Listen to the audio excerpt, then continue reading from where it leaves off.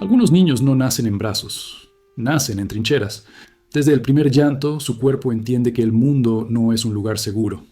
Antes de aprender a hablar, ya saben leer el peligro. No lo aprendieron de cuentos, sino del tono de voz, de los silencios pesados, de las puertas que se cierran demasiado fuerte. Son los hijos del instinto, los bebés que no descansan, los que duermen con los puños cerrados. Desde la cuna, la vida les enseñó la primera lección: protegerse o desaparecer. La psicología del trauma lo llama hipervigilancia infantil. Es el estado en el que el sistema nervioso se desarrolla bajo amenaza constante. La amígdala cerebral, el radar del miedo, nunca se apaga. Incluso cuando todo parece tranquilo, el cuerpo espera el golpe, el grito, el abandono. En estudios del Instituto de Neurociencia de Londres, los bebés expuestos a entornos caóticos presentan un ritmo cardíaco acelerado, incluso en reposo. Su biología se programa para sobrevivir, no para vivir. Pero el alma también aprende. El niño hipervigilante no solo observa el mundo, lo decodifica. Cada gesto, cada mirada, cada respiración de los adultos se convierte en una señal. Desarrolla una sensibilidad que roza lo sobrenatural. Sabe cuándo alguien está a punto de enojarse, cuándo la tensión flota en el aire, cuándo debe desaparecer de escena. A veces ni siquiera tiene un año, pero ya se comporta como un guardián silencioso. Su misión no es jugar, es prever. Su mente, pequeña y luminosa, asume una tarea que ningún cuerpo tan pequeño debería soportar: mantener la paz. Jung habría dicho que este niño encarna el arquetipo del protector herido. En su interior conviven el miedo y la sabiduría ancestral, porque solo quien teme de verdad aprende a ver con claridad. Sin embargo, ese don precoz tiene un precio. Cada vez que el niño anticipa el peligro, refuerza su alerta. Y cada vez que logra evitar el conflicto, la mente lo premia con una falsa sensación de control. Así se construye el ciclo. El miedo alimenta la vigilancia alimenta el miedo. Lo llaman supervivencia, pero en realidad es un exilio constante del presente. Las tradiciones antiguas hablaban del ojo que nunca duerme. En Egipto, el ojo de Horus simbolizaba la protección divina, pero este niño no tiene dioses que lo cuiden. Él mismo se convierte en su propio ojo. La diferencia es que su vigilancia no nace del poder, sino del terror. No es un guardián sagrado, es un centinela obligado. A medida que crece, la tensión se vuelve parte de su identidad. No sabe descansar, no sabe confiar. Cada sonrisa le parece una trampa, cada silencio, una amenaza oculta. La neurociencia moderna confirma lo que los antiguos intuían. El trauma temprano altera la percepción del tiempo. El sistema nervioso se queda atrapado en el modo alerta roja. Incluso cuando el peligro ya no existe, el cuerpo sigue reaccionando como si estuviera a punto de ocurrir. Es el síndrome del falso presente. El pasado sigue respirando dentro de la piel. Por eso, muchos adultos que vivieron infancias así no logran disfrutar de la calma. El silencio los inquieta, la paz los abruma. El descanso, para ellos, es un territorio desconocido. Hay escenas que podrían pasar desapercibidas, pero que cuentan toda una historia. Un bebé que no llora cuando cae, como si supiera que nadie acudirá. Un niño que duerme con los ojos entreabiertos, atento al sonido de los pasos. Una niña que intenta calmar a su madre, acariciándole la mano con un gesto demasiado maduro para su edad. En cada uno de ellos hay un mismo mensaje grabado en el cuerpo: si no me cuido yo, nadie lo hará. Esa frase invisible se convierte en su ley interna, la que guiará cada decisión, cada relación, cada suspiro. La filosofía budista enseña que la primera forma de sufrimiento es la ignorancia. Y este niño sufre precisamente porque sabe demasiado. Su conciencia precoz no le da ventaja, le roba la inocencia. Mientras otros aprenden a confiar, él aprende a analizar. Mientras otros juegan, él planifica. Su infancia se convierte en una estrategia. Su ternura, en radar. Su curiosidad, en arma. Es el precio de haber nacido alerta. Crecer sin haber sido niño. En la espiritualidad cristiana se dice que los ángeles guardan a los pequeños, pero algunos niños no tienen ángeles. Tienen instintos. No rezan, calculan, no esperan milagros, detectan amenazas. Y cuando alguien les pregunta por qué son tan serios, por qué parecen adultos en miniatura, no saben qué responder, porque no recuerdan un solo día en que no tuvieran que vigilar. El nacimiento de la alerta no es un evento, es un proceso silencioso. No empieza con un trauma visible, sino con la ausencia constante de refugio. Cada vez que un adulto ignora el llanto, cada vez que la tensión se vuelve normal, el niño aprende a vivir en modo defensa. Y ese modo, una vez activado, es difícil de apagar. El cuerpo se convierte en un santuario armado, el alma en guardiana de su propio miedo. Y así, desde el verseo, se instala el mensaje que marcará toda una vida. El amor no es seguro, el mundo no cuida, El descanso es peligroso. No importa cuánto crezca, cuánto estudie o cuánto logre. En lo profundo de su ser, una alarma sigue sonando, una voz que nunca se apaga y que repite, incluso en sueños, mantente despierto, porque si duermes, algo malo puede pasar. Hay niños que aprenden a pensar demasiado pronto. Mientras otros imaginan mundos, ellos analizan gestos, no porque sean más maduros, sino porque no tienen otra opción. Crecer sin refugio obliga a la mente a sustituir el amor por estrategia. Cada emoción se convierte en un cálculo, cada relación en una operación de riesgo. La mente del niño que se protege solo es una fortaleza en miniatura, construida con fragmentos de miedo, y detrás de sus paredes hay silencio, observación y un pensamiento que nunca se detiene. ¿Qué debo hacer para estar a salvo? La psicología del desarrollo lo llama hipermentalización defensiva. Es cuando el cerebro infantil, expuesto a la imprevisibilidad emocional, desarrolla una forma de pensamiento excesivamente analítica. El niño aprende a leer el entorno como un campo minado. Intenta anticipar lo que vendrá antes de que ocurra. No confía en la calma, porque la calma siempre precede al caos. Por eso, incluso en los momentos felices, su mente trabaja. Busca el error, el tono, la grieta. Es su manera de controlar lo incontrolable. Las investigaciones del Instituto de Psiquiatría de Copenhague demuestran que los niños expuestos a estrés crónico presentan una hiperactivación del córtex prefrontal y una desconexión parcial del sistema límbico. En palabras simples, piensan demasiado y sienten poco. La emoción se convierte en una amenaza biológica, la razón en un escudo.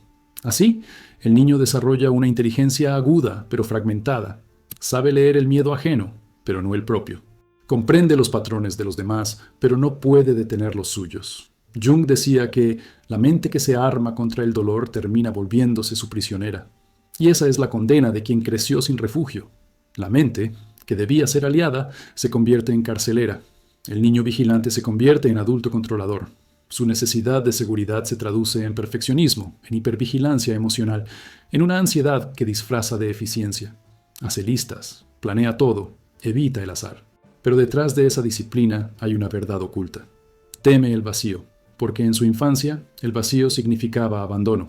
En la espiritualidad oriental se enseña que el pensamiento es una armadura que impide sentir la vida. El niño sin refugio se cubre con esa armadura desde temprano. Su mente no descansa ni de noche. Analiza cada palabra, cada silencio, cada emoción que no entiende. A veces, su imaginación se transforma en paranoia. La incertidumbre lo desarma, así que prefiere la sobreinterpretación. Cree que todo tiene una causa oculta, una intención escondida, pero la mayoría de las veces no la hay. Solo el eco del pasado repitiéndose en su cabeza. El niño que se protege solo también aprende a madurar antes de tiempo. Se convierte en el adulto de su propia infancia. Consola a sus padres, calma los gritos, limpia el llanto ajeno. Su mente absorbe el rol de cuidador porque nadie más lo hace. Años después, ya no sabe descansar ni delegar. Trabaja el doble, ama el doble, sufre el doble. Y cuando alguien intenta cuidar de él, siente desconfianza. No cree en la ayuda. La mente que se acostumbró a sostenerlo todo no permite que nadie más toque el volante. Las tradiciones sufíes lo explican con una imagen hermosa y cruel. El alma que teme el abandono se convierte en su propio guardián, pero olvida que el guardián también necesita descanso. Esa es la tragedia de la hiperconciencia. El niño que se protege solo crece creyendo que su mente es su refugio, sin darse cuenta de que es su prisión. No hay descanso posible cuando cada pensamiento es una alarma. Incluso en la soledad, el peligro sigue vivo, no afuera, sino dentro. Hay escenas que retratan esa mente sin paz. Un joven que revisa 10 veces si cerró la puerta. Una mujer que repasa cada conversación temiendo haber dicho algo incorrecto. Un hombre que no puede disfrutar de un día tranquilo porque algo debe estar mal. Todos comparten la misma raíz, la infancia, que los obligó a pensar como adultos, a desconfiar de la calma. La mente se convirtió en su única aliada y ahora no sabe cómo apagarla. La neurociencia contemporánea ha descubierto que el exceso de control activa el mismo circuito cerebral que el miedo. Controlar, en el fondo, es otra forma de temer, pero el niño sin refugio no lo sabe. Piensa que su lucidez lo protege, sin darse cuenta de que lo separa de la vida. Por eso, en la adultez, sus relaciones se vuelven campos de prueba. No busca amor, busca seguridad, no busca conexión, busca estabilidad. Y cuando la consigue, se aburre, porque el peligro es su idioma nativo y la calma le resulta extranjera. La filosofía budista enseña que la mente que observa sin soltar se convierte en tormenta. La única cura para el niño que se protegió solo es aprender a confiar de nuevo. Confiar no en los demás, sino en la propia existencia. Entender que no todos los silencios anuncian una tragedia, que no todas las pausas son abandono, que no todo lo desconocido es amenaza. Cuando su mente logra aceptar eso, la vigilancia se transforma en conciencia. Y la conciencia, por fin, puede convertirse en descanso, porque el verdadero refugio no está fuera, ni en la mente que calcula. Está en la presencia que no necesita anticipar. Y para llegar a ella, el niño que creció sin refugio debe hacer lo más difícil, dejar de protegerse un instante, solo uno, y descubrir que el mundo ya no ruge como antes, que tal vez, solo tal vez, esta vez sí puede bajar la guardia. El cuerpo recuerda todo lo que la mente intenta olvidar. Cada susto, cada noche sin consuelo, cada lágrima que no cayó. El niño que tuvo que protegerse solo convierte su cuerpo en muralla.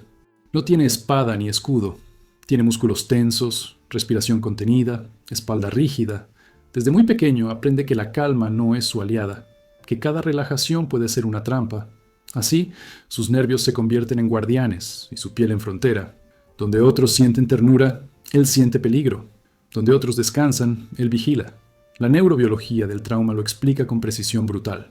El sistema nervioso simpático, diseñado para activar la defensa ante el peligro, nunca vuelve al estado base.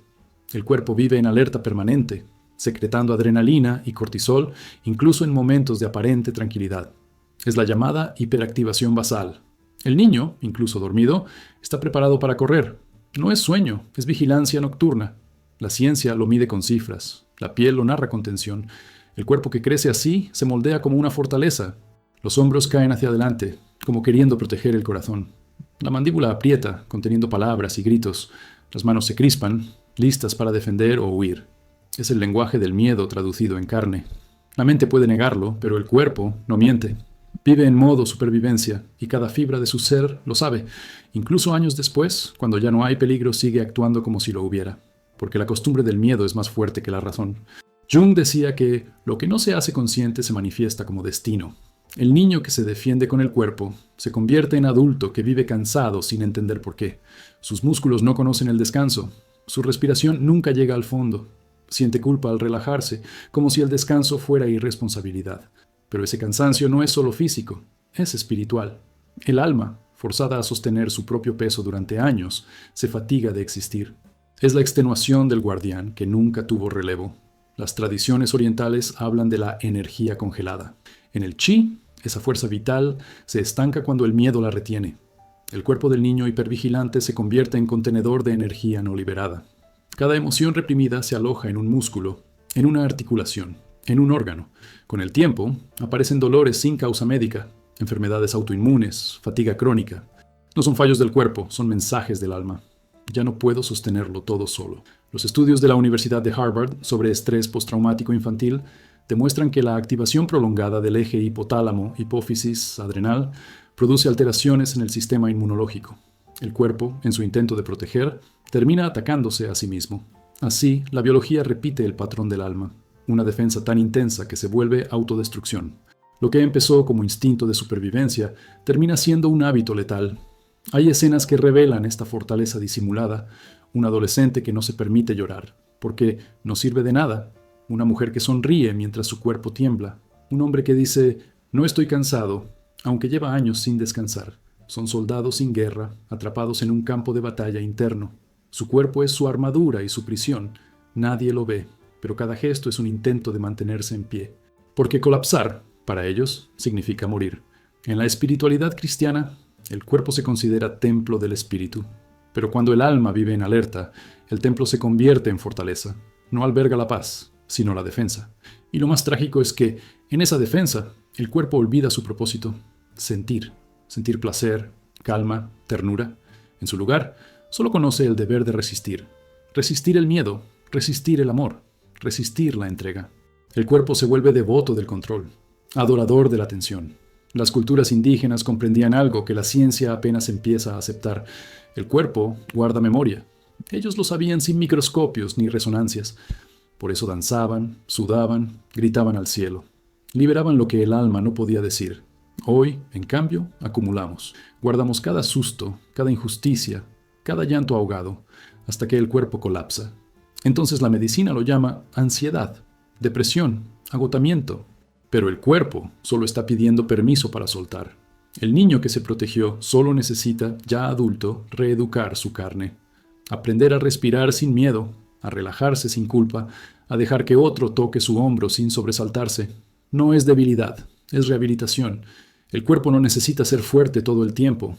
Necesita recordar que también puede ser refugio, que no todo contacto es peligro, que no toda quietud es amenaza.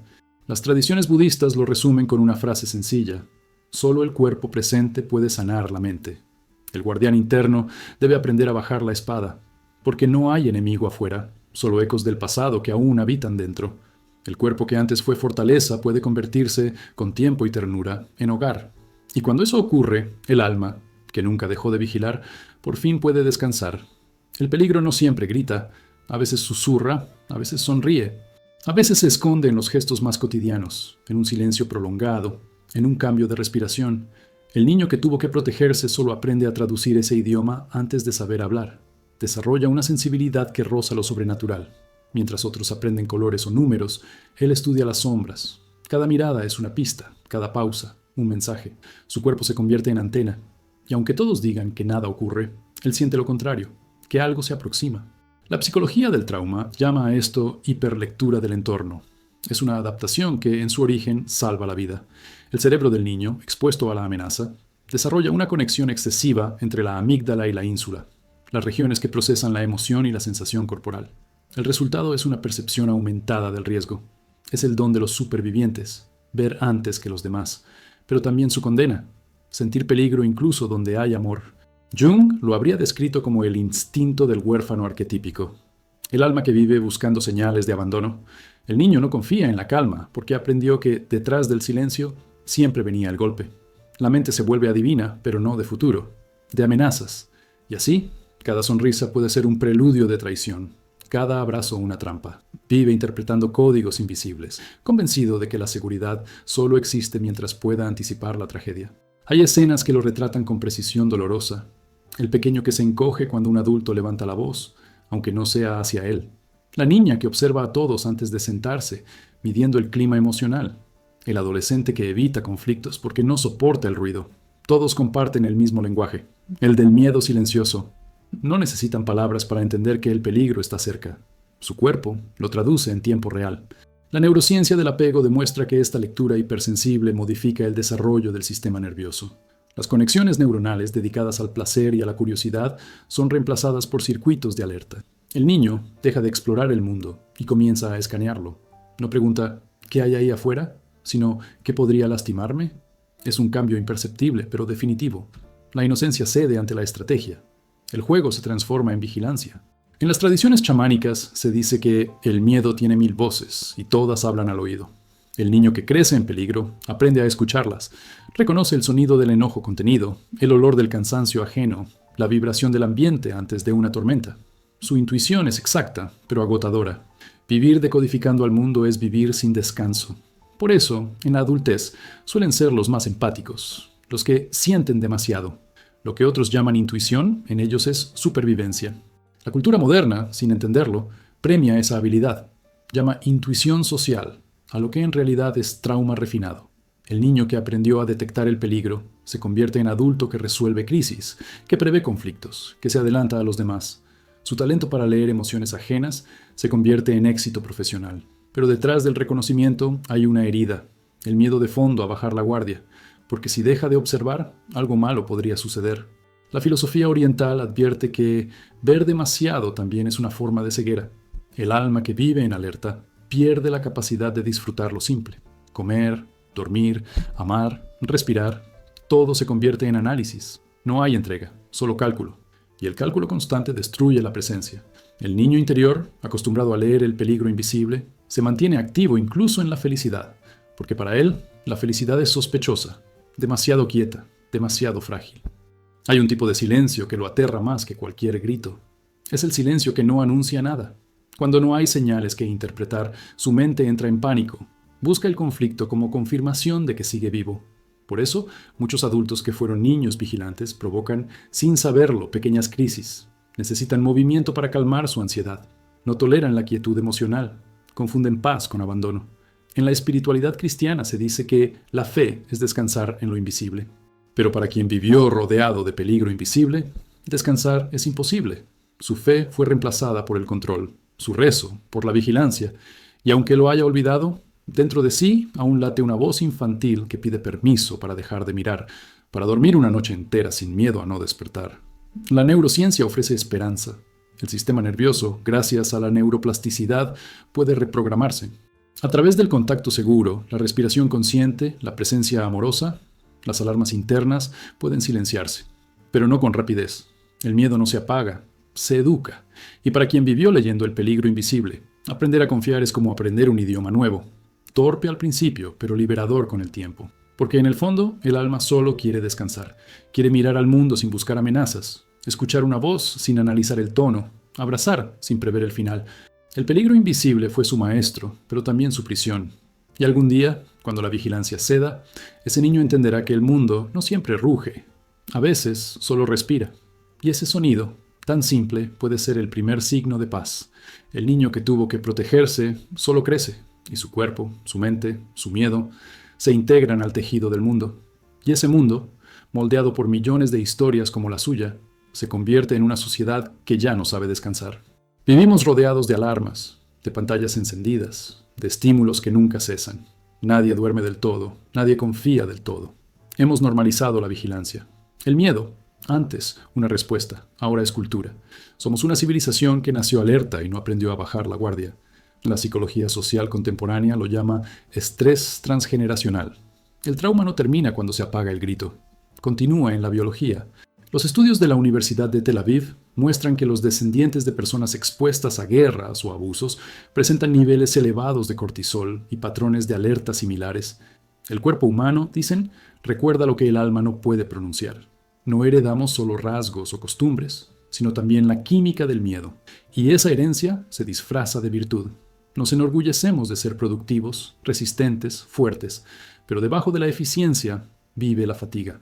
Debajo de la cortesía, la tensión. Cada generación aprende que detenerse es peligroso, que descansar es rendirse, y así reproducimos el patrón del niño hipervigilante a escala global. La humanidad entera se comporta como un organismo que teme cerrar los ojos. Dormimos con el teléfono al lado, respondemos antes de sentir, trabajamos más de lo que vivimos. No confiamos en el silencio. Jung advertía que una sociedad que niega su inconsciente colectivo está condenada a repetir sus sombras. Y eso hacemos. Transmitimos miedo en lugar de sabiduría. Educamos a los niños para adaptarse al estrés en vez de enseñarles a desactivarlo. Les decimos que la vida es dura, que deben ser fuertes, que no lloren.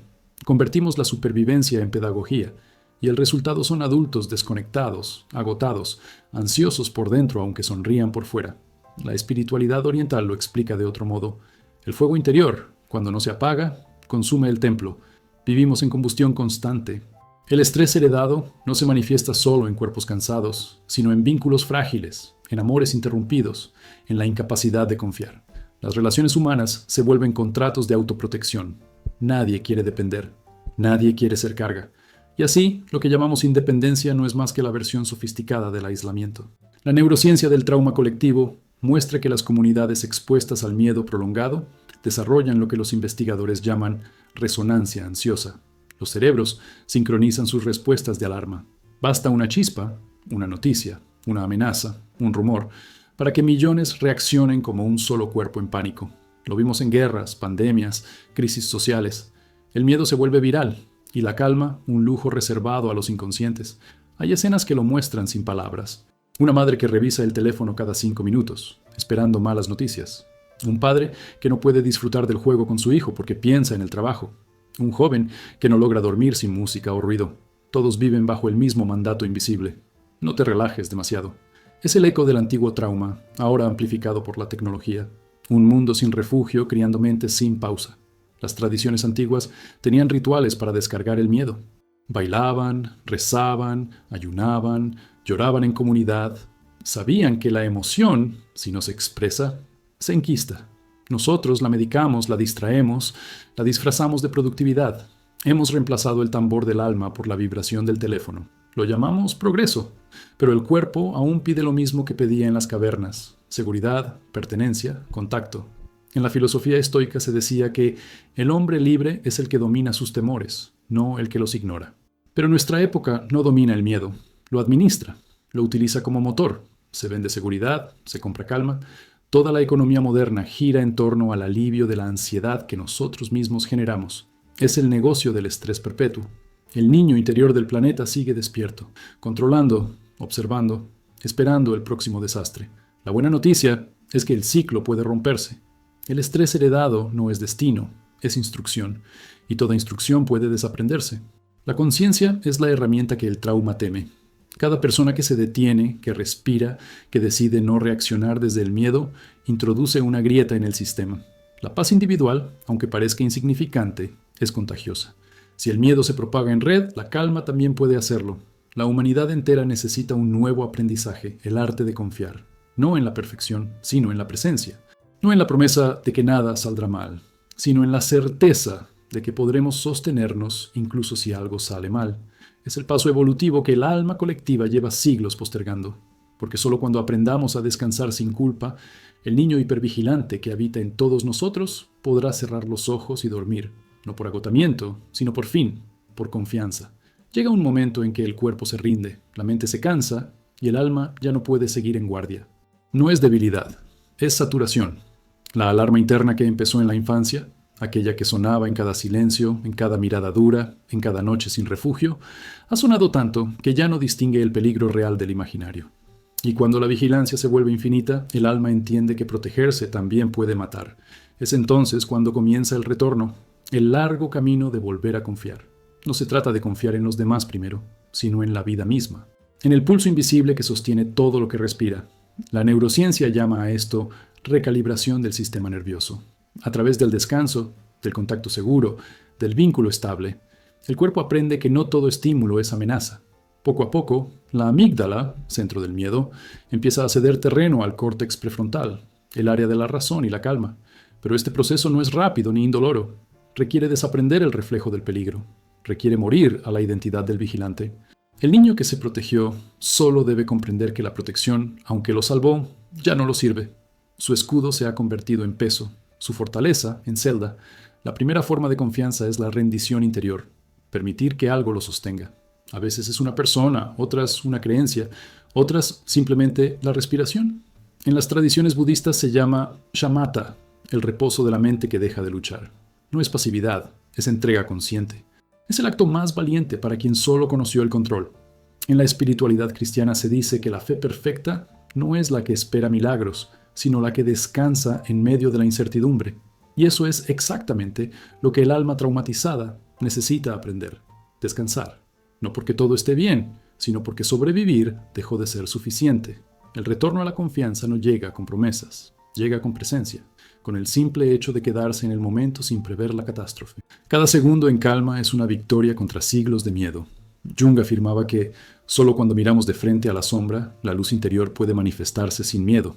La sombra del niño hipervigilante no desaparece, se integra. La confianza perdida no se recupera borrando el pasado, sino abrazándolo, diciéndole al propio miedo, ya no eres mi enemigo. En ese instante, algo cambia.